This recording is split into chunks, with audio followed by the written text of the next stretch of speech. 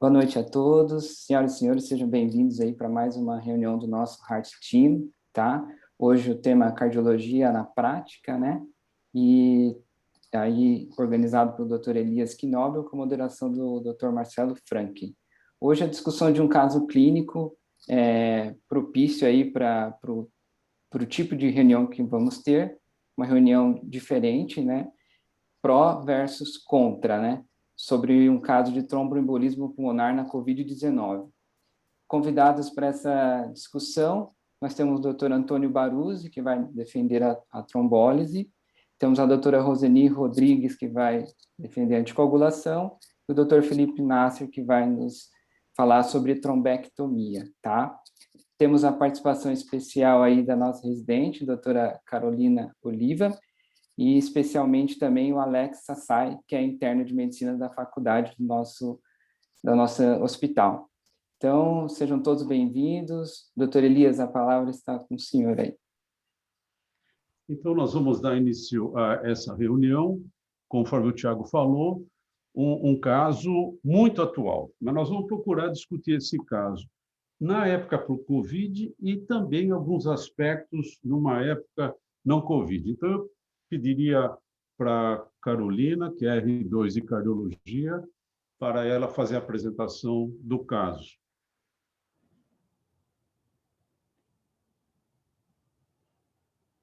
Acho que desligou. Meu nome é Carolina, sou residente do segundo ano do programa de cardiologia e gostaria de agradecer o convite do Dr. Elias para apresentar esse caso, né? A reunião de hoje, como já tinham explicado antes, vai ser uma discussão de caso de pró e contra num paciente de tromboembolismo pulmonar na COVID-19. Para debater o nosso tema hoje, temos o Dr. Antônio Baruzzi, a doutora Roseni Rodrigues e o Dr. Felipe Nasser.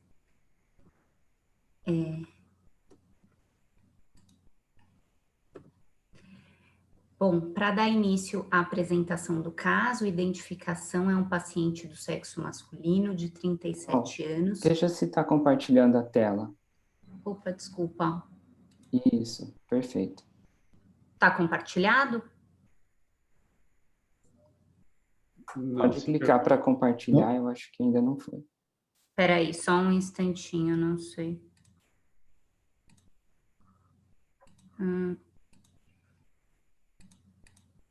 Você tem que abrir a apresentação primeiro e depois apertar o botãozinho verde. O zoom aqui, eu não sei por que ele não...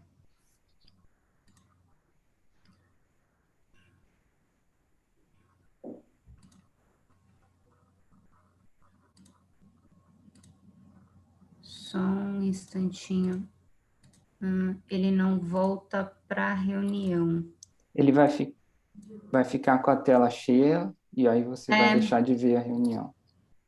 Eu sei. Aconteceu isso, mas eu não consigo compartilhar com vocês. Só um instante. O programa está aberto? O PowerPoint está aberto? Tá aqui sim, doutor. Espera aí só um pouquinho. Eu tinha pedido...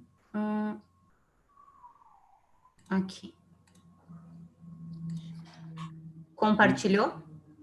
Agora sim, perfeito. Agora sim? Foi? Tá aparecendo? Tá bom, eu achei que tinha ido antes, desculpa. Volta desde o começo, tá?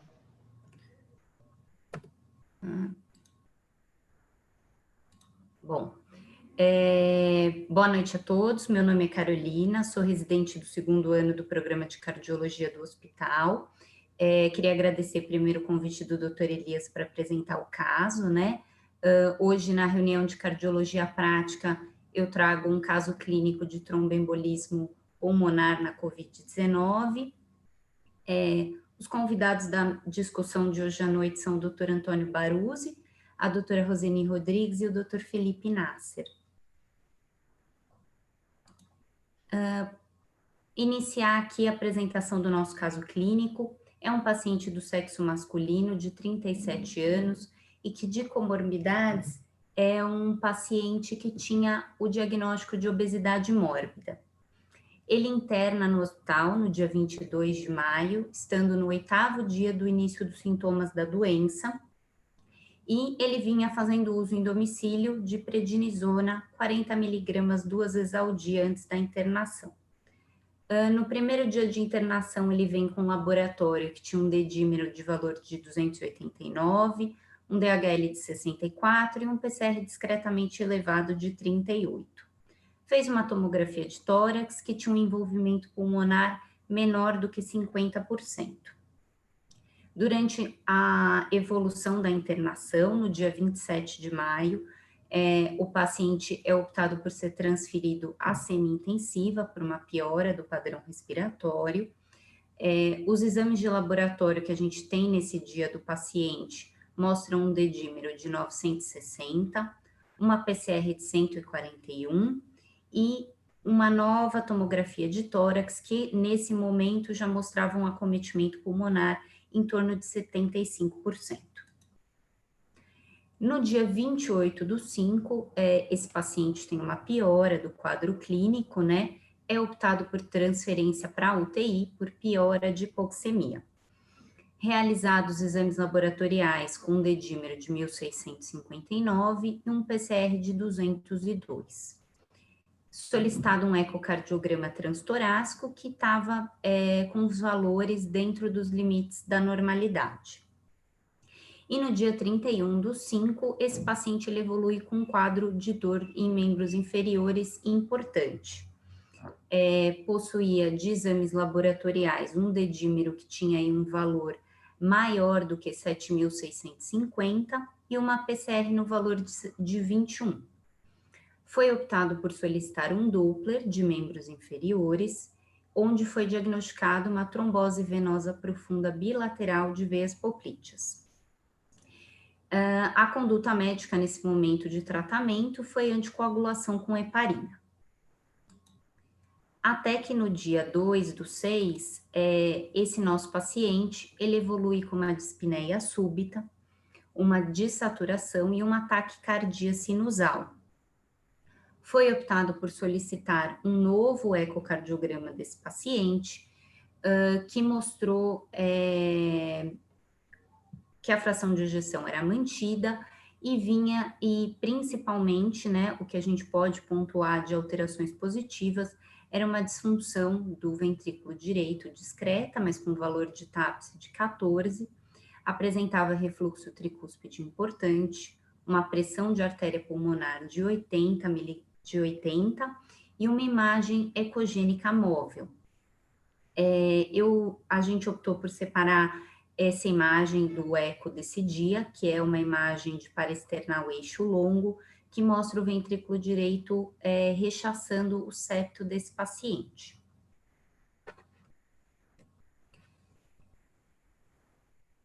Tendo essas imagens e esse caso em vista,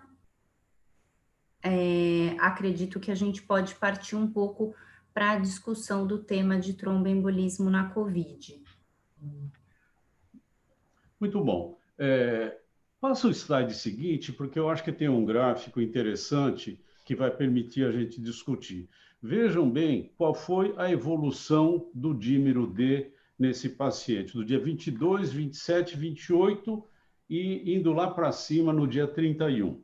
Nós temos pedido muito dímero D atualmente, mas eu queria pedir agora para o Alex, que tem se interessado muito pelo assunto, que ele falasse alguma coisa de uma maneira bem rápida e objetiva, o valor do dímero D, não nessa época Covid, numa época pré-Covid, desses pacientes que chegam no pronto-socorro, têm um dímero D alterado, são submetidos a tomografia pulmonar. Alex, comenta um pouco do valor e da importância, o que é esse dímero D que é tão falado e tão utilizado atualmente. Então, boa noite, né? Meu nome é Alex, eu sou interno da Faculdade de Medicina, estou no 4º ano e obrigado pela oportunidade de participar aqui da reunião. Então, a minha missão foi estudar sobre o dímero D e, bem, falando inicialmente sobre o que é o dedímero, o dedímero ele é um produto da degradação da fibrina. Ou seja, né, ele é um produto da fibrina que faz parte da formação de trombos e de coágulos. Desse modo, estados de hipercoagulabilidade inferem um aumento sérico de dedímero.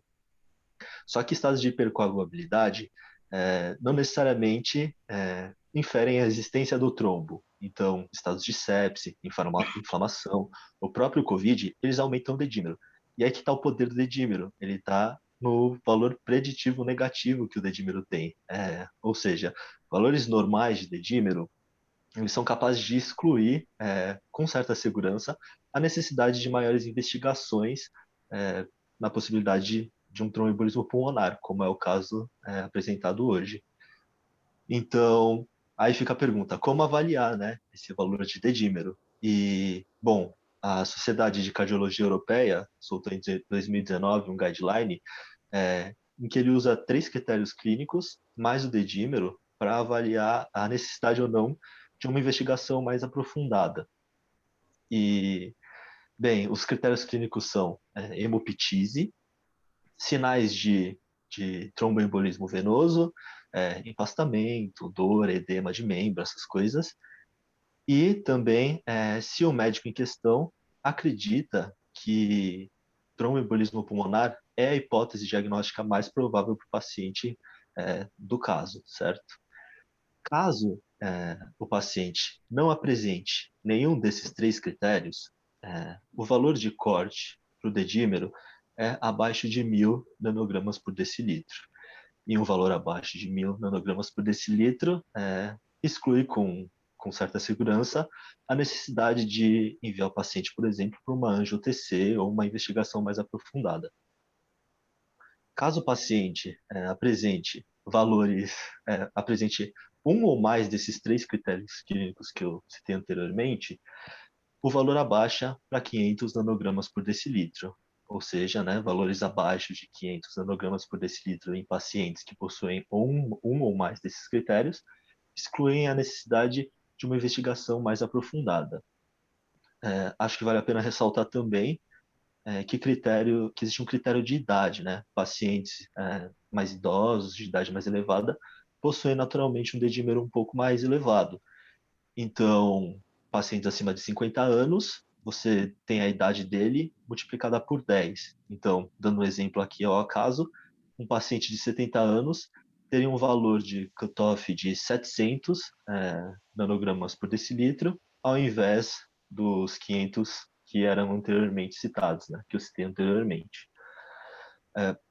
E qual a vantagem disso? Né? A vantagem disso é exatamente o que o Dr. Elias falou, uma diminuição da necessidade de enviar esses pacientes para uma angiotomografia, expor a radiação, diminui também o custo, obviamente, tudo isso sem perder a sensibilidade que tinha antigamente, quando o valor era 500 fixo, né? Era um valor de 500 nanogramas por decilitro.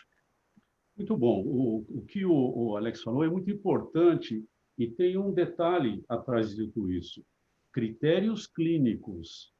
Esse score de years desse estudo, ele leva em conta a impressão clínica, a avaliação clínica junto com o número do dedímero, diferenciando o indivíduo mais jovem, menos de 50 e mais de 50 anos. Carolina, me conta uma coisa, nessa época do Covid, que todo mundo tem medo de trombose, de embolia, mas também a gente tem visto muitos pacientes sangrar, mudou algum conceito do dedímero nessa fase? Doutor Elias, o que a gente vê assim na prática clínica, né, e até a gente aproveitou e teve uma discussão entre os residentes essa semana, que a gente vê que os pacientes COVID, eles podem ter um dedímero mais aumentado, mas talvez por uma inflamação da doença, né, e não necessariamente por um evento trombogênico diagnosticado, mas até eu pesquisei uma recomendação que saiu no Journal da Cleveland Clinic, agora de junho, que eles orientam como obrigação você fazer um exame de imagem para detectar trombose em valores acima de 3.000 nanogramas por decilitro. Mas ressaltando que se o paciente, você levar em conta a clínica do seu doente, né? Se ele tem uma piora hemodinâmica, ou valores que aumentam muito rápido, sem correlação clínica, ou às vezes alguma alteração clínica mesmo que você consiga diagnosticar um evento trombótico. É muito importante tudo isso, porque a gente tem visto, inclusive alguns trabalhos mostrando, né, que tem pacientes que são submetidos a uma terapêutica assim, com uma dose terapêutica desses anticoagulantes e tem um sangramento sem ter um benefício em relação à terapêutica só como profilaxia.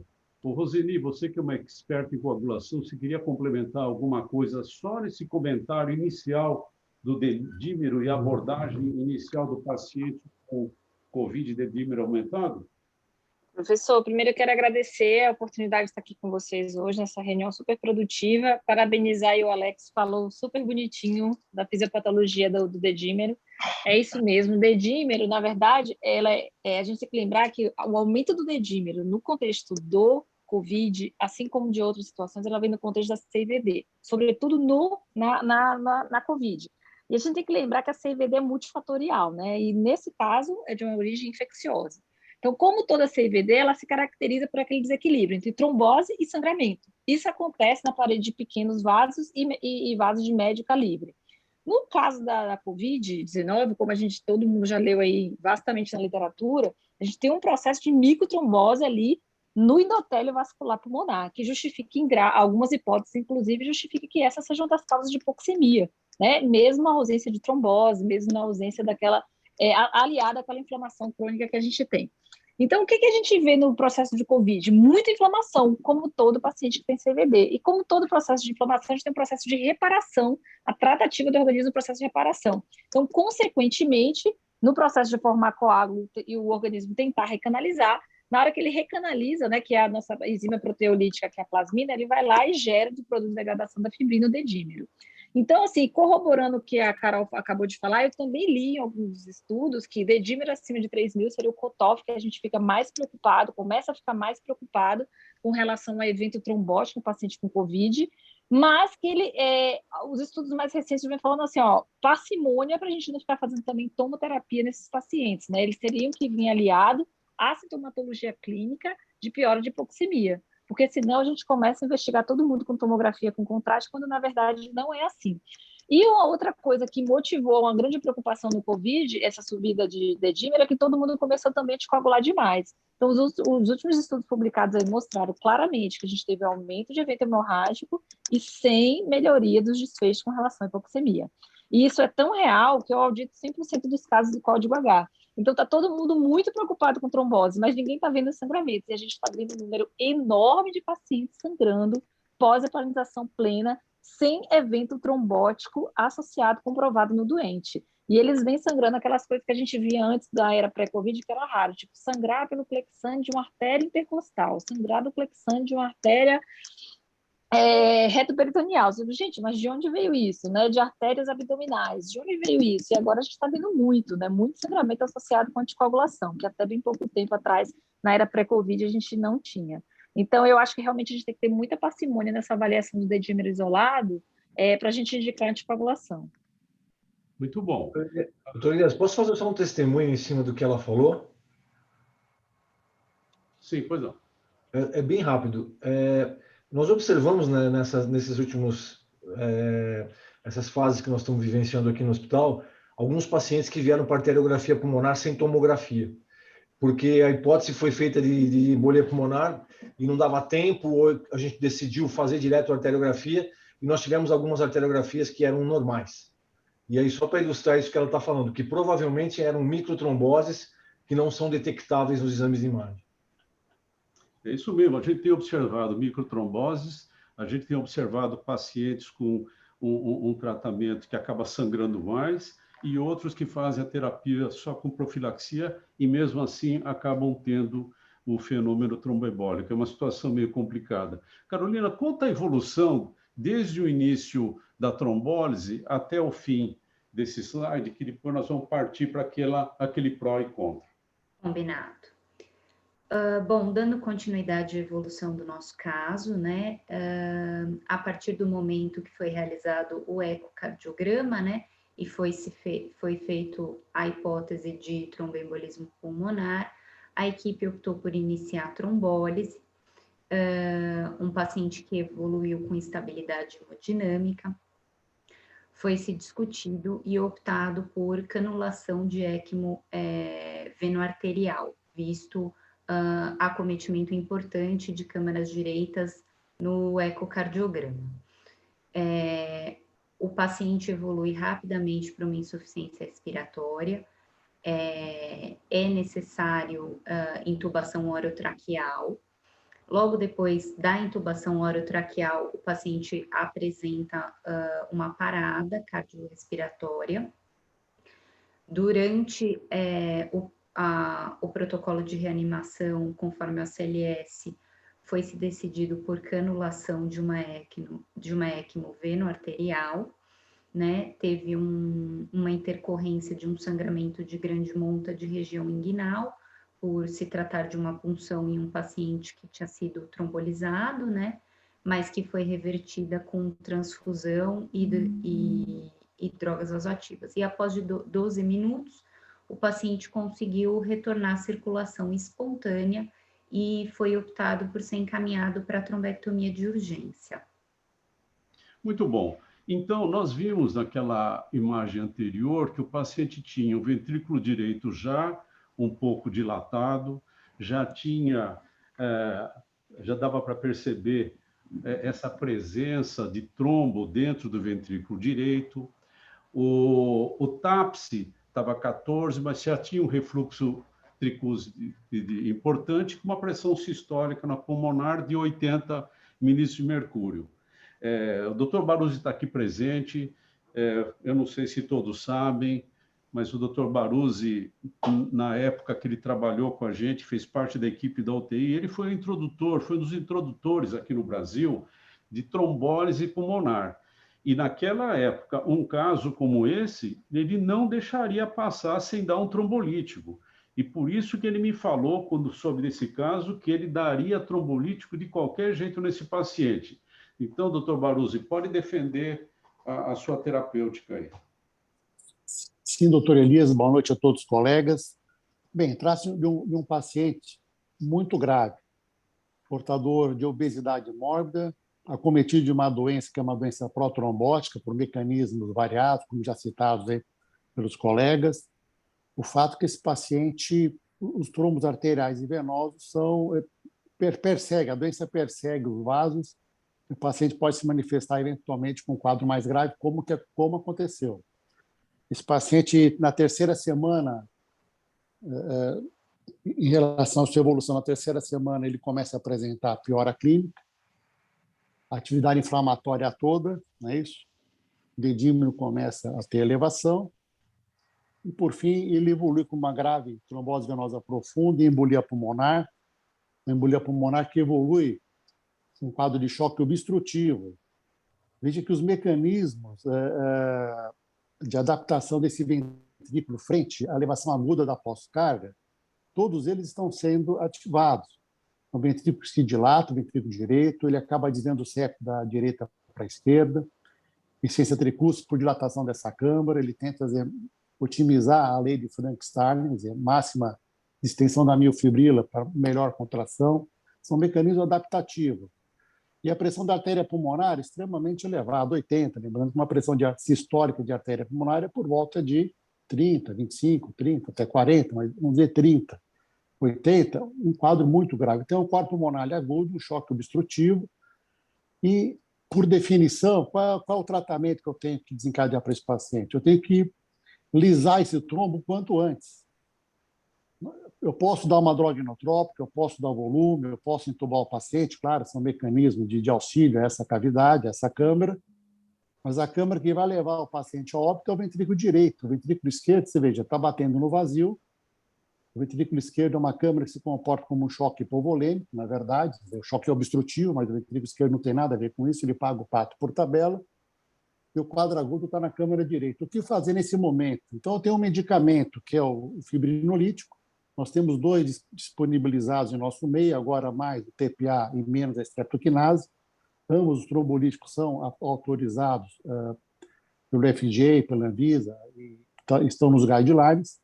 E, no caso, eu tenho a impressão que foi optado pelo RTPA, um tromboêmbolo agudo, fresco, passível, teoricamente, de lise, mas eu gostaria de lembrá-los que nem sempre é fácil lisar o trombo.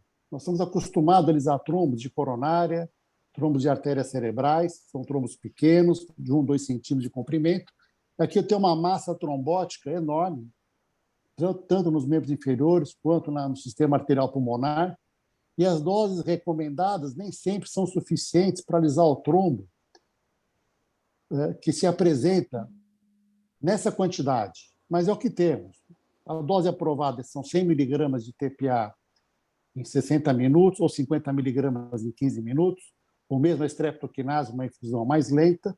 O fato é que nós temos que dar o trombolítico e lisar esse trombo quanto antes. Lembrando, estamos frente a uma doença desconhecida, eventos hemorrágicos podem acontecer sim, seja com heparina, ainda mais com fibrinolítico, então podemos ter eventos inesperados, sangramento do sistema nervoso central, mas, sem dúvida nenhuma, é uma infusão rápida, endovenosa periférica, e tentar tirar esse paciente rapidamente do estado de choque, porque se ele não sai do estado de choque obstrutivo, nós temos que ter outras alternativas a oferecer a esse paciente, talvez ECMO, ou mesmo levar para o serviço de intervenção com o doutor Felipe, mas defendendo aqui o trombolítico.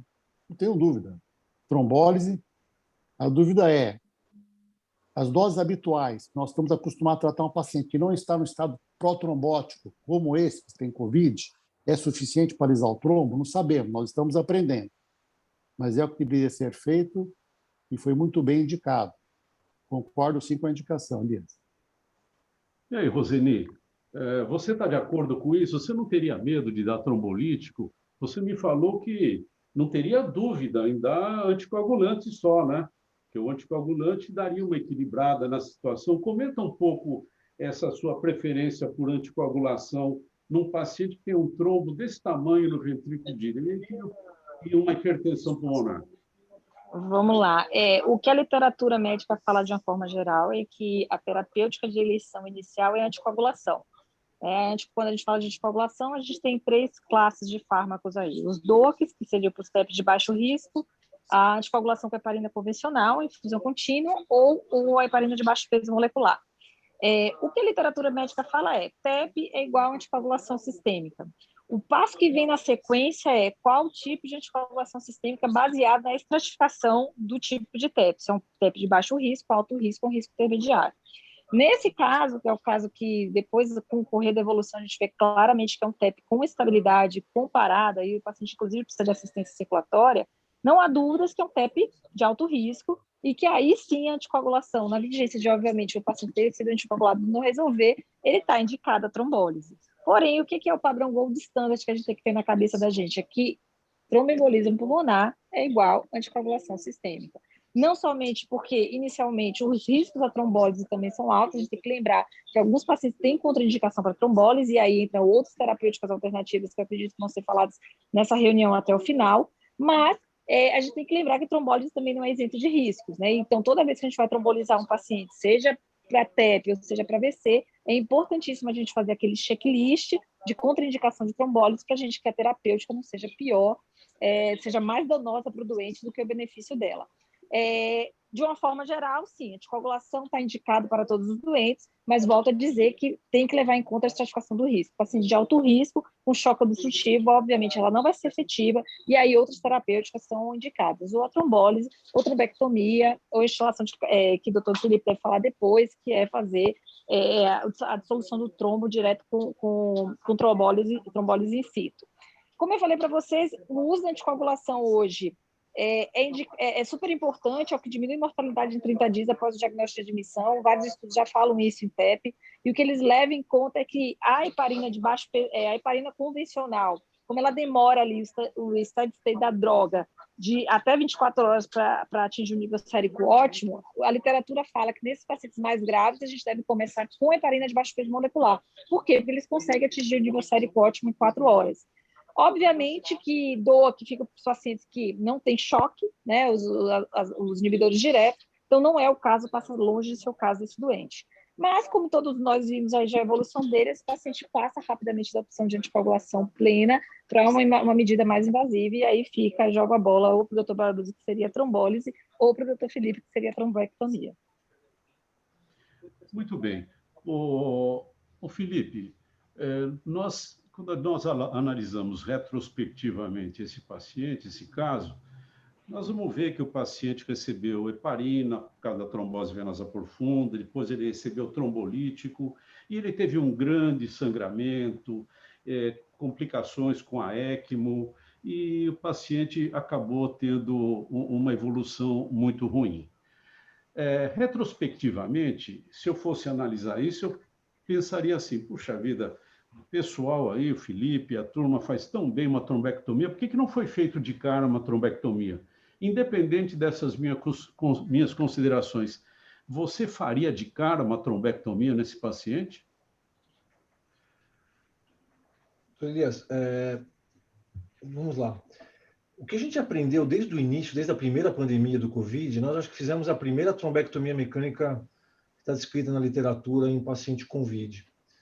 O que a gente aprendeu naquele primeiro caso que nós tivemos, inclusive foi publicado, foi que, talvez a Roseni lembre desse caso, foi que o colega intensivista que tinha tudo para indicar a fibrinólise sistêmica teve algum receio de sangramento pulmonar devido ao processo inflamatório que esse pulmão estava acometido. E aí o que acabou sendo feito? Nós fizemos a trombectomia associada à fibrinólise sistêmica. E isso reduziu o volume de fibrinolítico que foi injetado e esse paciente teve uma evolução muito boa. A gente aprendeu com esse caso que talvez no paciente COVID a trombectomia inicialmente a indicação precoce da trombectomia poderia ser uma opção nesse tipo de condição. Então, eu diria que sim. Eu acho que hoje a gente tem uma experiência aqui no Einstein de algumas trombectomias que foram feitas em paciente COVID para dizer que ela poderia talvez fugir um pouquinho dos critérios convencionais de indicação de trombectomia mecânica, que seriam só na contraindicação para a trombectomia sistêmica, e talvez iniciar com a trombectomia mecânica e, posteriormente, talvez complementar ou reduzir a dose da trombectomia sistêmica num tratamento mais combinado. Eu participei desde o início desse paciente, desde a instalação da ECMO. Nós tivemos muita dificuldade para conter o sangramento na região inguinal por causa da canulação, que teve algumas complicações. Então, o paciente, apesar de ter tido uma evolução muito boa da trombectomia pulmonar, que nós entramos com uma saturação de 60%, com uma pressão de trombo pulmonar de 65 milímetros de mercúrio, e ele, após a trombectomia, ele evoluiu com 95% de saturação, mas ele começou a apresentar as complicações de politransfusão devido ao sangramento da ECMO. Então, eu acho que sim, doutor Elias, a resposta é que hoje, no paciente COVID, talvez a trombectomia mecânica pudesse ser uma primeira opção, apesar de não termos nível de evidência de literatura para pensar nisso. Uma curiosidade, na hora da trombectomia, a Carolina, você podia colocar os vídeos. Na hora da trombectomia, o que você faria passando no ventrículo direito e encontrando essa massa aí?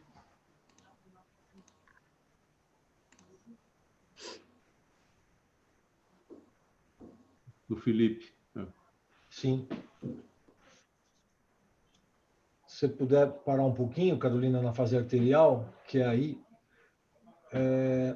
Bom, nessa angiografia, o que a gente consegue observar é um trombo posicionado na artéria correspondente ao lobo superior do pulmão direito e um trombo também fechando praticamente antes da bifurcação dos ramos para os lobos superior, inferior e lingular do pulmão esquerdo.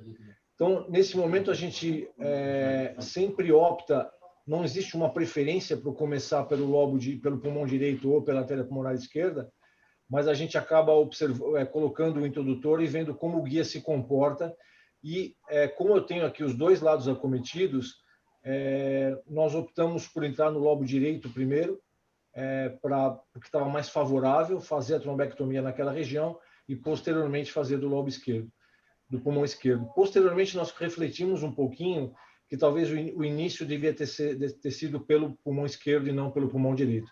Mas a gente conseguiu rapidamente tratar o pulmão direito e posteriormente também transpassar essa lesão do lobo esquerdo, do pulmão esquerdo, perdão, e consegui fazer a trombectomia, que acabou sendo bem rápida. O que a gente enfrenta nessa situação, e a gente já discutiu muito isso com o Baruzzi, são alguns momentos que a gente tem uma queda acentuada da pressão sistólica, o paciente entra praticamente em choque durante a aspiração, e aí a gente tem que parar um pouquinho, esperar ele recuperar a parte hemodinâmica para continuar a trombectomia. E o Baruzzi tem algumas explicações bem interessantes por que isso acaba acontecendo, né? A gente tem, às vezes, a disseminação de alguns baroreceptores que acabam fazendo com que essa pressão caia muito rapidamente. Mas a gente conseguiu, de maneira bem satisfatória, trabalhar dos dois lados e fazer a fibrinólise. Sempre lembrar que a trombectomia mecânica que nós temos disponível hoje no Brasil e que se usa muito fora do Brasil também, é um aparelho, é um catéter que ele é multiperfurado, então a gente inicia injetando o fibrinolítico sob pressão na parede da artéria para descolar o coágulo e, posteriormente, a gente faz a fase de aspiração, aspirando também o sangue com os coágulos e aí controlando com a angiografia e a melhora da saturação. Tá. Carolina, mostra a segunda e a terceira imagem. Mas, Felipe, eu tinha perguntado, você está passando o catéter lá e chega no ventrículo direito, tem aquele trombo lá. O que você faz, hein? Então, aspiração do ventrículo direito, nós não temos um equipamento específico para essa aspiração. O que está chegando no Brasil, provavelmente daqui a um mês, é um sistema novo chamado EcoSystem, que é um catéter que, além de injetar o fibrinolítico sob pressão, ele também emite uns feixes de ultrassom numa área extensa do catéter, podendo tratar, inclusive, o ventrículo direito. E aí nós conseguimos tratar o ventrículo direito também, mas com esse equipamento que nós temos hoje, é impossível você aspirar o trombo dentro do ventrículo, porque a gente não tem uma visualização completa, uma cavidade muito grande, o catéter é pequeno, ele tem uma extensão pequena de atuação. Então, no ventrículo direito, a gente não consegue ter uma boa resposta com esse tipo de catéter. Então, ele podia soltar, né, na hora da manipulação. Poderia. Analisa o segundo e o terceiro vídeo, Felipe.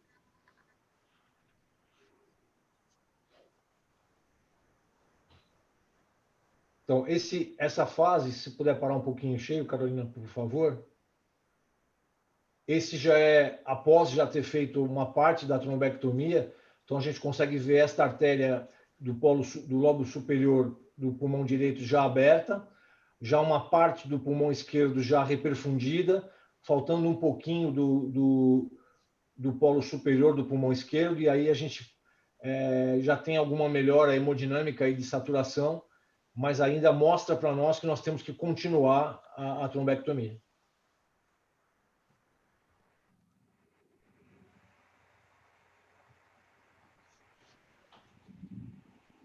Aqui já nessa fase angiográfica, já melhorando também o polo superior do pulmão esquerdo, já com a reperfusão completa do pulmão. E o que vocês observam na periferia do pulmão, essa falta de fluxo, essa ausência de ramos arteriais, que a gente sempre interpreta de duas maneiras. Pode ser um espasmo reacional de tudo que foi feito pela manipulação, ou também um desprendimento de alguns coágulos que acabam fragmentando e indo para a periferia do pulmão. Mas, mesmo assim, a gente já observa nessa situação a melhora da saturação, que acaba nos orientando em continuar ou parar.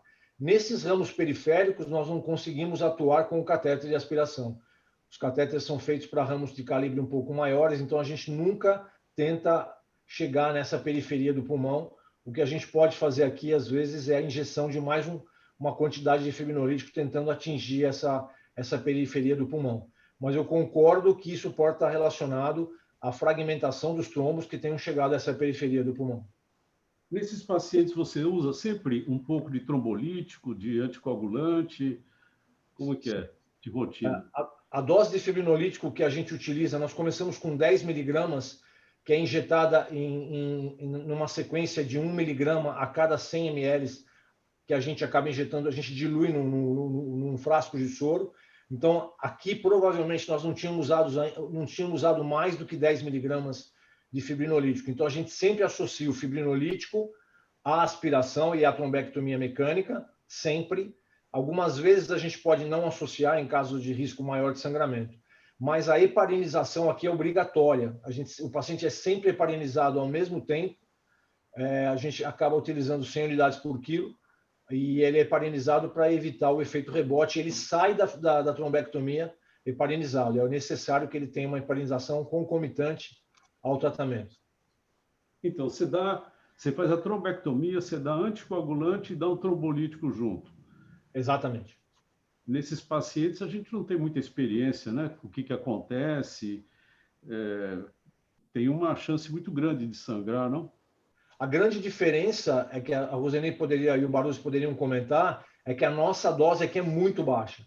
A gente termina no máximo com 10 a 12 miligramas, que é uma dose muito inferior à dose utilizada na trombectomia sistêmica, na fibrinólise sistêmica, que tem um risco muito maior de sangramento. Mas nós já tivemos alguns sangramentos também, mesmo com essa dose mais baixa. Roseni, olhando todo o caso assim, você manteria ainda a sua opinião de começar só com anticoagulação? Não, professor. Ao longo da apresentação, quando ela foi mostrando que realmente ela tinha estabilidade importante comparada, aí eu rapidamente mudei minha opinião e acho que realmente a terapia trombolítica, desde que o checklist fosse dito como seguro, era a opção literariamente mais indicada inicialmente. Mas, quando a gente fala de COVID, eu concordo com o professor Felipe. É uma fisiopatologia diferente, né? Talvez a trombectomia, sobretudo se ele tem contraindicação para trombólise, aí passa a ser a opção de eleição, por ser mais segura. E que realmente a gente viu vários casos, eu recordo o caso que ele falou, foi um dos primeiros casos que a gente viu no TEP, que a gente inclusive achou que o doente ia morrer, e o doente saiu ótimo, e que realmente, na hora que foi para a intervenção, para a radiointervenção, e era um negócio muito digital, muito segmentar, foi o que realmente recanalizou o doente, reperfundiu o doente. Mas, assim, numa primeira olhada, eu também seria a favor da trombólise, mas no segundo olhar, talvez realmente a radiointervenção faça mais diferença nesses doentes, no COVID. Você, Barroso, faria direto a trombectomia? E outra coisa que eu queria te perguntar, esse caso me faz lembrar aquele caso que nós tivemos muitos anos atrás, de um paciente com neoplasia que apareceu com um trombo no ventrículo direito, e nós estávamos com muito medo que ele fosse soltar, que esse trombo fosse solto lá para o pulmão e dando uma embolia, e nós fizemos uma trombólise com o paciente em posição de Trendelenburgo, é isso mesmo? Sim, são casos que a gente vai recordando, excepcionais. Esse caso aqui, eu acho que é o seguinte: o paciente está em estado de choque obstrutivo, choque obstrutivo, instabilidade hemodinâmica, a indicação é terapia fibrinolítica, claro. Eu posso fazer um bolo de heparina imediato, a gente deve heparinizar o paciente, porque quando eu heparinizo, eu estabilizo a fragmentação dos trombos e procura-se evitar a recorrência, que essa fragmentação possa agravar as embolias pulmonares. Então, a gente sempre hepariniza o paciente, tenta inibir a cascata da coagulação e os trombos que estão ali formados, quem vai lisar? Quem vai lisar é o sistema fibrinolítico endógeno. Mas não sabemos se esse sistema ele é rápido ou não. Geralmente ele não é rápido, ele é lento. Então nós fazemos a fibrinólise endovenosa. Aqui é interessante a gente pensar o seguinte: é uma massa trombótica enorme, o paciente está em estado protrombótico. Qual é o antídoto para essa doença? O trombolítico. Qual trombolítico? Qual dose? Qual tempo? Esse paciente está em estado de choque, então nós não temos tempo para pensar, nós temos que pegar o primeiro fibrinolítico que tiver em mãos e talvez fazer até em bolos. Aqui nós poderíamos fazer 50 miligramas de RTPA em 15 minutos, eventualmente 100 miligramas em 2 horas, ou streptokinase até 1,5 milhão de unidades em 30 minutos, como alguns defendem na literatura. Até nós fizemos isso em alguns casos. Também tivemos casos que nós não tivemos sucesso na trombólise. Aí nós escolhemos o fibrinogênio, no caso da streptokinase, é um fibrinolítico não fibrino específico, costuma ter decaimentos importantes do fibrinogênio, e casos que o fibrinogênio não decaía, dando a impressão que o nosso fibrinolítico não estava funcionando em nada. O que nós fizemos no caso da streptokinase? Nós triplicávamos a dose horária de infusão durante 24 horas, doses não descritas na literatura, mas aí sim nós observamos queda da pressão da artéria pulmonar pelo eco sequencial à beira-leito e um resultado satisfatório da trombólise. Então, isso aqui é que nem infecção. Tem paciente que você dá um antibiótico numa dose normal, outros a gente dobra a dose, outros a gente dá 2 ou 3 antibióticos e por tempo mais prolongado, porque você tem que combater a infecção. Então, como lisar um trombo no estado protrombótico tão intenso, numa doença desconhecida e com risco hemorrágico? Então, acho que a doutora Roseni muito bem, a gente fundiu fibrinolítico, mas às vezes a gente se frustra. 100 miligramas é pouco. E nós estamos autorizados a dar uma dose maior do RTPA, conhecido como actilise, na embolia de pulmão, 200 miligramas, e o risco hemorrágico. Então, são situações que a gente se depara, mas o paciente está com o pé quase que na cova. Nós também temos que salvar o doente de algum jeito. Graças a Deus, temos o Felipe Inácio, que levou o doente para a terapia sequencial, muito bem conduzido. Ele usou só 10, 20 miligramas, uma dose pequena, adicional de fibrinolítico. Então, é isso. Quer dizer, esse paciente que você citou que tinha um trombo no VD, doutor Elias, o que nós fizemos? Um eco sequencial à beira-leito. Nós queremos aprender o que acontecia com esse trombo. O que nós vimos é que esse trombo ele foi murchando como um picolé que vai derretendo e ele sumiu. O medo era fragmentar o trombo e agravar a embolia, né? Não, ele foi derretendo de fora para dentro. Então, nós pudemos, nesse caso específico, observar como o trombo foi sumindo com um eco à beira-leito de 6 em 6 horas, né? Não quer dizer que todos se comportem desse jeito, pode fragmentar o trombo, mas interessante, ele foi derretendo que nem um picolé, né? O problema é que o trombo, ele existe, só que agora no COVID, ele tem umas características etiológicas, uma etiopatogenia diferente. Você veja só, muitas vezes quando a gente fala assim, vamos fazer uma trombectomia de cara, não é só trombectomia, você tem que dar trombolítico, você tem que dar anticoagulante, você vê a periferia às vezes comprometida, você vê microtrombos ou algum processo na periferia que a gente não sabe exatamente, mas que requer o uso de trombolítico. Felipe, me conta uma coisa, quanto tempo demora uma trombectomia e se depois dessa trombectomia, qual foi o resultado imediato, assim, em termos de transporte de oxigênio, se você teve essa oportunidade de constatar? Sim. Nesse caso, normalmente uma trombectomia, o paciente já chega para a gente já preparado para... Ele não precisa, muitas vezes, ser anestesiado, né? Então ele já vem entubado, fica tudo muito mais fácil. O anestesista já assume o caso, ele é preparado... Então, normalmente, em 10, 15 minutos, nós estamos dentro do tronco da pulmonar. A extensão do tempo para a trombectomia, ela depende da quantidade de trombos que a gente tem. Quando o trombo está só no tronco da pulmonar, é bem rápido, a gente consegue agir. Então, a gente imagina que, normalmente, em 30 minutos de aspiração, a gente já tem a reperfusão completa do pulmão. Ele teve uma melhora da saturação, secundária à resolução dos trombos, e depois ele começou a apresentar distúrbios hemodinâmicos, provavelmente devido a CIVD, ele deve ter, eu não sei se eu posso caracterizá-lo assim, a Roseni pode me ajudar, mas ele começou a sangrar muito na região inguinal, e aí o que aconteceu? Depois que nós tratamos o pulmão, nós fomos para a região inguinal para entender o que estava acontecendo na cânula da ECMO, e como a cânula arterial foi trocada de lado, ele estava sangrando da artéria que a cânula foi removida. Então, a gente identificou um grande sangramento na região inguinal daquele lado do hematoma, e aí nós tratamos com a colocação de um stent revestido e corrigimos o sangramento. Mas ele já não estava mais recuperando a condição hemodinâmica e acabou tendo uma evolução não muito boa. Mas a saturação melhora imediatamente, doutor Elias. Eles já saem da sala saturando muito bem, chegam na UTI já com a saturação estabelecida, bem melhor num caso que a gente tenha que fazer só a trombectomia. Quer dizer, apesar dessa periferia estar comprometida com microtrombos ou alguma outra coisa do tipo, ele dá uma boa saturada. Ele sai com uma saturação evidentemente boa, é isso? Sim, se o senhor comparar na angiografia o pré e pós-trombectomia, o senhor vai ver que a área de reperfusão aumenta muito, e isso favorece muito a troca, né? Então, essa área de reperfusão, por mínima que seja que a gente faz, já melhora muito a condição, a troca. Então, eles melhoram bastante. Só comparar as duas arteriografias, dá para perceber que a gente já ampliou muito a área de troca, e ele começa depois a melhorar desse vasoespasmo, né? Quando normalmente é um vasoespasmo, é reacional, ele já melhora bem quando ele chega na UTI. Essa saturação se mantém. Então, só essa pequena mudança angiográfica já demonstra para a gente que a troca melhora, que a saturação vai melhorar bastante.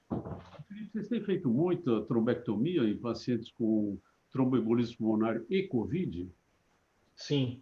Esses 2 anos, esse 1 ano e meio, né, de pandemia, nós tivemos um número muito maior de trombectomias pulmonares do que a gente tem normalmente. Normalmente, a trombectomia sistêmica acaba resolvendo, mas nesse 1 ano e meio aumentaram muito. A gente teve meses de fazer 2 trombectomias pulmonares. Às vezes a gente fazia uma a cada 4 meses, às vezes até mais tempo demorava para ter uma outra trombectomia. O COVID aumentou a incidência de embolia pulmonar para nós, no aumento de ação da intervenção. Você nota uma diferença na manipulação, no resultado desses pacientes, nessa época pré-COVID, fazendo trombectomia, dava menos sangramento, o resultado imediato era melhor, ou não dá para notar essa diferença em relação ao período atual? Doutor Elias, o que eu acho é que assim, não aumentou o sangramento. Os sangramentos que nós tivemos esse, por exemplo, foi secundário a um procedimento anterior à trombectomia pulmonar. Então, a gente não teve, mesmo no paciente COVID, nenhuma mudança em relação a sangramento, a não ser que a UTI tenha observado e passou despercebido por nós, mas não. Nós não tivemos nenhum aumento da incidência de sangramento no paciente COVID e sangramentos em outros locais. Não tivemos. Ô, Roseni, eu sei que a gente não tem uma casuística para dizer isso, mas você que mexe, tem tido uma expertise em coagulação e anticoagulação, você tem notado assim, alguma peculiaridade nesses pacientes em relação ao sangramento? Professor, a gente tem visto muito sangramento para sítios os quais a gente não via. É incrível na linha do tempo, como antes do Covid era uma coisa, depois do Covid outra. A gente vê muito sangramento também com anticoagulação, né, para aqueles sítios que a gente não via habitualmente, né? Sangramento de artéria abdominal, sangramento para reto peritônio, muito sangramento espontâneo, tanto que muitos acabam na mão do Dr. Felipe, né, para ele embolizar aí. Realmente, a gente tem visto muito sangramento para sítios não convencionais. É fato. A maioria absoluta é COVID. A maioria, porque a maioria... e, assim, existe uma associação muito grande com o uso da dose da heparina profilática, do Clexane, né, da enoxaparina. A grande maioria estava com aquela dose ou profilêutica, aquela dose estendida, uma dose acima do peso do doente, ou realmente de coagulação plena. E isso realmente é perceptível na prática. Eu vou fazer uma pergunta desafiadora para os três que me veio à cabeça agora. Esse paciente tinha trombose venosa profunda e estava tomando heparina. E ele poderia ter um tromboembolismo pulmonar. E vendo todas essas histórias, essas ocorrências, a gente sabe que é diferente. Esse tromboembolismo pulmonar no paciente que já tem uma trombose venosa profunda, que já está tomando anticoagulante, que pode ter necessidade de tomar trombolítico, ou se for para trombectomia, ele vai usar anticoagulante, trombolítico e a trombectomia. Seria indicado pôr um filtro de veia cava nesses pacientes? Posso começar? Excelente a colocação, doutor. Elias, a gente tem pensado nisso, sabia? Porque o paciente que tem... Uma coisa que nós não temos nível de evidência para acabar uma trombectomia pulmonar e implantar um filtro. Não existe nível de evidência na literatura que indique a colocação do filtro, a não ser que esse paciente já tenha um certo grau de comprometimento pulmonar e uma próxima embolia pulmonar pudesse causar. Mas eu acho que hoje, no momento atual, onde a gente tem filtros temporários, que eu posso retirar em um mês e meio, talvez seria uma ótima indicação. Nós não teremos também evidência de literatura, mas talvez o raciocínio é lógico, doutor Elias. Eu acho que seria uma ótima opção. Já tiveram alguma atitude desse tipo? Não. Nesses pacientes com Covid, tromboembolismo, trombose venosa profunda, tem algum caso que vocês colocaram no filtro de veia cava ou não? Só em pacientes que tinham contraindicação anticoagulação. E como que esses evoluíram? Você tem ideia, não? Eu não me lembro de ter tido nenhum TEP em paciente com filtro. Você lembra mais ou menos o número? Eu estou fazendo essas perguntas, eu sei que você pode não se lembrar de tudo isso, mas uma coisa puxa a outra. Você lembra quantos casos, mais ou menos, assim, não? Esse mês de junho, nós colocamos 2 filtros de veia cava. Eram pacientes pós-Covid, já tardio, já estavam tratados e tiveram algum certo grau de... Isso que a Roseni falou acabou acontecendo. Nós fizemos uma média de 20 embolizações e sangramento reto-peritoneais. Nós fizemos dois sangramentos de reto abdominal, muscular, intercostal. E, assim, alguns desses pacientes que estavam... eu não me lembro especificamente quantos, doutor Elias, mas alguns desses pacientes que já estavam tratados do Covid e apresentaram algum sangramento devido à anticoagulação, em poucos casos, nós colocamos acho que 1 ou 2 filtros, e eu não me lembro desses pacientes terem evoluído nenhum, porque a gente saberia, né? Ter evoluído para trombectomia. E esses pacientes pós-Covid, quanto tempo depois do Covid, do surto inicial, tem ideia? Dos casos que eu me lembro, mais de 30 dias pós-tratamento. E continuaram com alterações, eles ficam assim, Roseni, com essas alterações de coagulação, mesmo depois dos 30 dias, 40 dias? Geralmente é secundário a fármaco, né? Essas alterações, porque, na verdade, professor, esses sangramentos a gente viu relacionado ao tratamento, não foi mais à doença de base. Tanto que eu vi pacientes sangrarem de alta. Eles estavam de alta e aí eles sangraram. Tipo, vai de alta amanhã. Sangraram.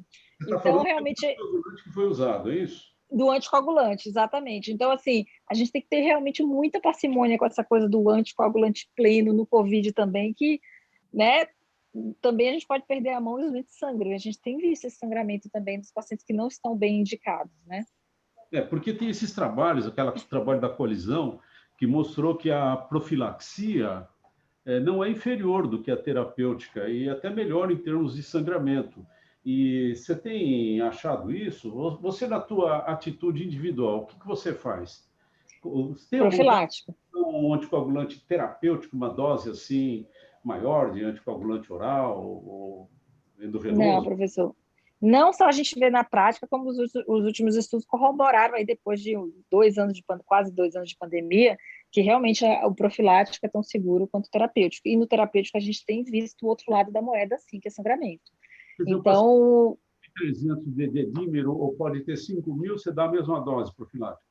A gente tem dado a mesma dose profilática, mas obviamente a gente tem ficado mais atento na pesquisa de evento trombótico. Então, por exemplo, os doentes com muitos catéteres, muitas invasões, a gente vai na busca ativa mesmo, faz ultrassom com Doppler, procura na PIC, procura nos catéteres, procura membro inferior.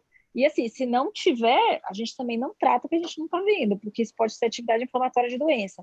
Tanto que em algumas situações a gente viu o quê? A dedímero subindo, aumentava às vezes um pouco o corticoide. O dedímero caía e nunca evento tromboembólico não acontecia. Então a gente tem que lembrar que o dedímero é fruto de inflamação também, não é só de recanalização. Ele é um marcador inespecífico. Então, às vezes, só de subir às vezes um pouco o corticoide para a dose ajustadinha, o dedímero caía sem evento tromboembólico aparecer. Então, eu acho que tem que ter muito cuidado nessa interpretação do dedímero e beira-leito, porque aumentar a anticoagulação também leva a sangramento e a complicações do doente. Exato. Alguém quer fazer algum comentário a mais? Baruzzi? Felipe, esse filtro é temporário, ele pode ficar quantos dias no paciente? 15 dias, 30 dias, aí retira-se o filtro. Se tiver trombos alojados nesse filtro, aí ele se transforma num filtro definitivo. Qual que é a estratégia do filtro temporário? Até os exemplos que você citou, frente ao Covid, que foram necessários em alguns casos. Como que é isso? Se puder explicar um pouquinho melhor, te agradeço. Tá. O filtro hoje, a maioria dos filtros que nós temos no mercado, eles têm uma indicação de retirá-lo no máximo em 1 mês e meio, 2 meses, no máximo. Porque ele endoteliza e você, na hora de puxar, acaba tendo que trazer um fragmento da cava. A gente já teve situações como essa. O risco de sangramento aumenta. Existe um novo filtro que chegou no mercado para a gente há mais ou menos um ano, que a ideia era que ele poderia ficar até 2 anos e depois ser removido. Nós já tivemos experiência de remover esse filtro e não é fácil de retirá-lo. Então, a gente não está acreditando muito nessa ideia, porque eles diminuíram a superfície de contato com a cava, deixaram um filtro um pouco menos, com menos força radial para tentar ficar mais fácil. Mas os filtros temporários hoje, Baruch, no máximo 1 mês e meio, estourando 2 meses, para a gente poder tirar com segurança. Já tiramos filtros com 3 meses, com 6 meses, mas com segurança 2 meses. Agora, a gente tem estratégias, né? Eu posso pegar esse mesmo filtro e mudar a posição dele, para tirar a chance de endotelização. Então, eu posso tentar prolongar com algumas estratégias. Eu coloco esse filtro numa topografia justa renal, depois de 1 mês e meio eu posso mudar a posição dele e fazer com que ele, ou retirar aquele, implantar um outro um pouco mais abaixo, para prolongar a utilização e manter a possibilidade de retirada. Mas a retirada é sempre problemática. Mas os filtros hoje são temporários. A gente tem uma série de filtros que são caracterizados como temporários e a gente está autorizado pela literatura e pela EFU das companhias que esses filtros podem ser removidos. Tem um colega que está pedindo para repetir as doses de fibrinolítico. Pois não. Se for utilizado o TPA, são 100 miligramas em 2 horas. Então, 100 miligramas em 2 horas, o TPA, né? Conhecido comercialmente como Actilise. Também tem uma dose mais rápida, seriam 50 miligramas em 15 minutos. Talvez nesse caso, nós falamos de uma ação imediata, uma infusão mais rápida, em 15 minutos. Existe a opção da streptokinase. A streptokinase, nós fazemos 250 mil unidades em 15 minutos, seguidos de 100 mil unidades por hora, durante 24, 48 horas. Embora, na nossa experiência da UTI do Albert Einstein, com mais de 100 casos trombolizados nos últimos 30 anos, nós pudemos acompanhar os pacientes. Nós esticamos essa trombólise por tempos de até 4, 5 dias, porque nem sempre é fácil utilizar o trombo, mas é uma indicação assim, off-label. Então, 100 mil unidades por hora, por 24 horas, no máximo até 48, alguns casos de exceção. O TNK, que foi utilizado no estudo Peito, publicado em 2014 no New England, aumentou muito os eventos hemorrágicos. O TNK é uma droga derivada do TPA. Tem uma ação mais rápida, tem uma potência de fibrina específica maior, etc., mas teve mais eventos hemorrágicos. Então, o TNK na embolia de pulmão não está aprovado. No infarto está aprovado. Então, a streptokinase ou o TPA, que são as duas drogas disponíveis no nosso meio. A streptokinase tem andado em falta e nem sempre é fácil encontrar nos hospitais. As doses são essas. Muito bom, gente. Nós completamos aí, passamos uns 3 minutos do início de 1 hora do início da apresentação. Eu queria chamar o gestor, o diretor da cardiologia do Einstein, que é o Marcelo Franklin, para fazer os seus comentários e encerrar essa reunião. Obrigado, doutor Elias. Eu sou encerrador oficial, né? Esse é um cargo para poucos, hein? Marcelo, dá sua opinião sobre isso. O que você acha de botar um filtro em paciente que você vê que está meio complicado, colocar o filtro no paciente assim? Tanta complicação. Eu estou sofrendo com isso agora. Eu estou com um paciente internado, Covid, tem a TVP. Felipe, já devem ter acionado vocês aí, viu?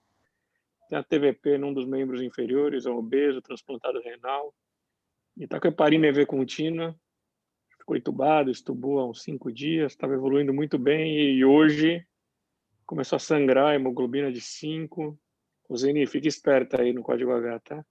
Hemoglobina de 5 e está estável, hemodinamicamente estável, mas tem uma tomografia, uma toma de retroperitônio. Quando fez a toma já tinha uns 700 e tantos mililitros, É isso aí, esses pacientes sangram mesmo, viu? Não é mentira o que a Roseni e o Felipe falaram. O filtro de cava seria uma opção, mas ainda assim ele tem risco de trombose, né? No filtro. Então, em teoria, se o paciente não sangrou, você não suspenderia a heparina desse paciente. Então, não sei se eu, de saída, já deixaria com filtro de cava direto. Enfim, é isso. Bom, vamos encerrar. A discussão foi excelente. Eu acho que foi muito, muito, muito bom, bastante instrutivo. Vamos continuar tendo esses pacientes que